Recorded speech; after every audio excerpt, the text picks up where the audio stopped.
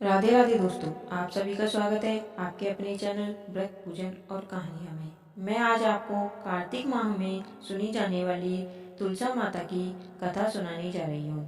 एक कन्या थी। जब वह थोड़ी बड़ी हुई और उसको समझ आने लगी, तब से ही वह तुलसी माता की पूजा करने लगी। उसके प्रतिदिन का नियम था कि तुलसी माता का पूजन करने के बाद ही खाना खाती थी। जब वह कन्या शादी के लायक हुई तो उसके माता पिता ने उसकी शादी करवा दी। कन्या को उसके माता पिता ने दहेज में भी एक तुलसी का गमला दिया। ससुराल में वह प्रतिदिन सवेरे उठते ही पूजा करती, फिर उसके बाद ही खाना खाने बैठती थी।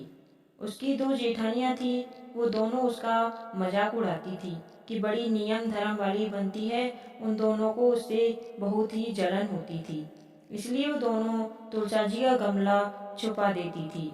वह कन्या बड़ी मुश्किल से गमला ढूंढ कर लाती और अच्छे से पूजा करती और फिर खाना खाती थी।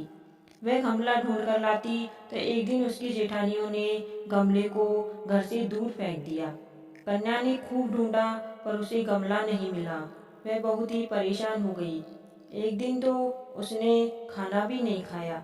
उसका नियम जो था, उस कन्या की सच्ची भक्ति को देखकर तुलसी माता उससे बहुत प्रसन्न हुई और उसके कमरे में तुलसी माता का गमला प्रकट हो गया।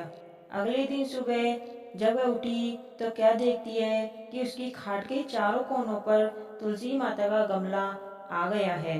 यह देखकर वह तो बहुत प्रसन्न हो गई कि अब मेरी तुलसी माता को कोई चुरा नहीं सकेगा।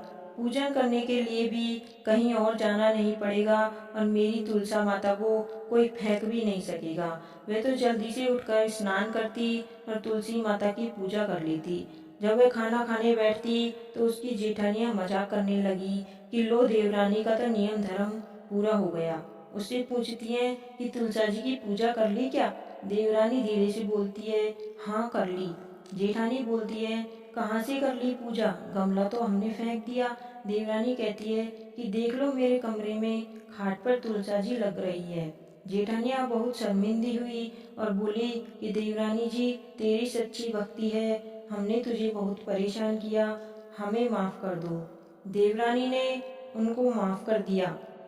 हम भी तुलसा माता से यही प्रार्थना करते हैं कि हे तुलसा माता, जैसी कृपा आपने देवरानी पर की, वैसी भी हम सब पर भी करना।